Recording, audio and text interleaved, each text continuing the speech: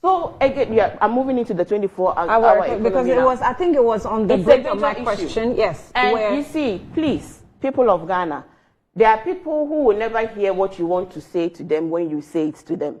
The NPP keeps asking, explain it, as if they will hear it when you explain it. So they are not the ones I speak to.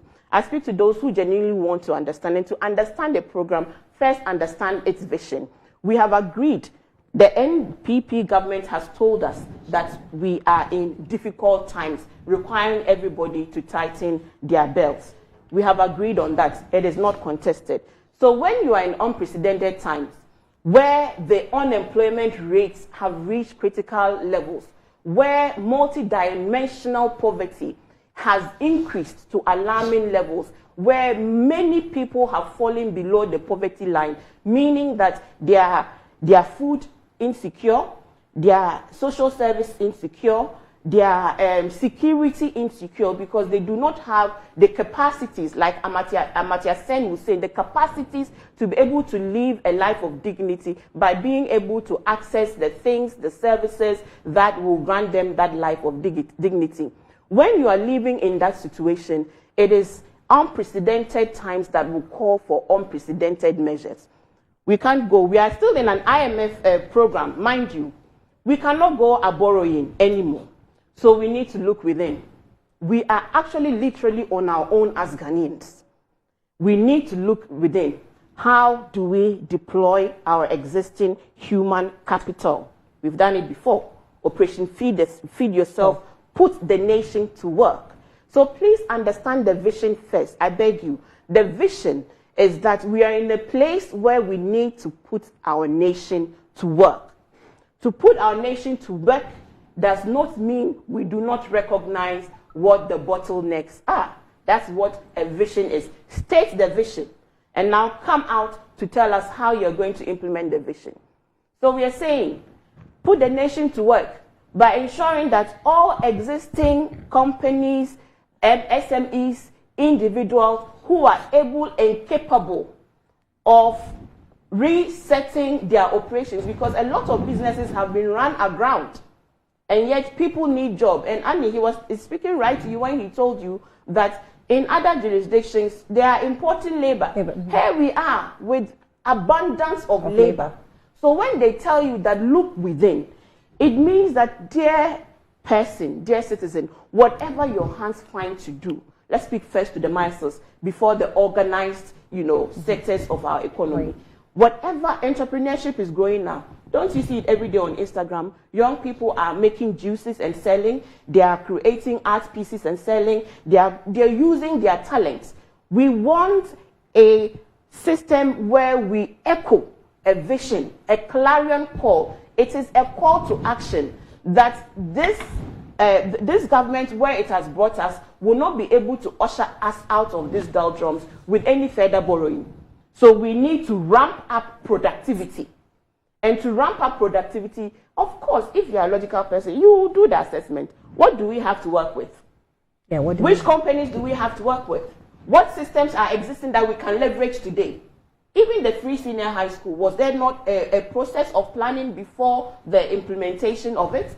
So there's got to be a process of planning. And to plan, you need policies.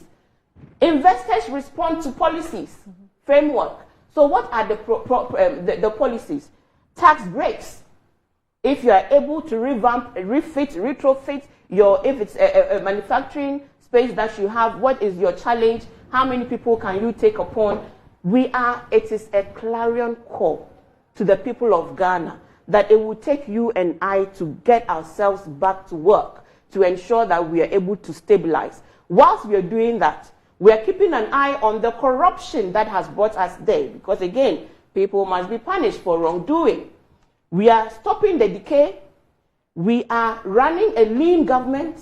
We are ensuring resilience in the systems that exist. And we are looking at where the wrongs happened. That is another level of it. Turning around the economy. The economy, corruption, and jobs. These are the three main drivers of this year's elections. Economy, corruption, and jobs. If the economy is one, how do we energize the economy from where we are now if we don't put people to work? People people need to get to work.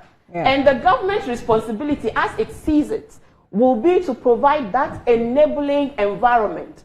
Identify all the ports, DVLA, all the service providing institutions that are able to, because they have existing systems already, but who are incumbent as a result of the limited working space of time.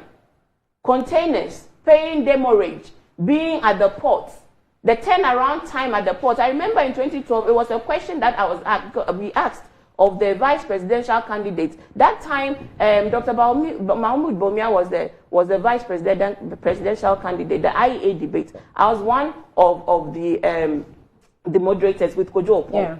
I remember I asked specifically about the turnaround time at the ports and how other African countries have a shorter turnaround time and what we need to do to ensure that we also implement that.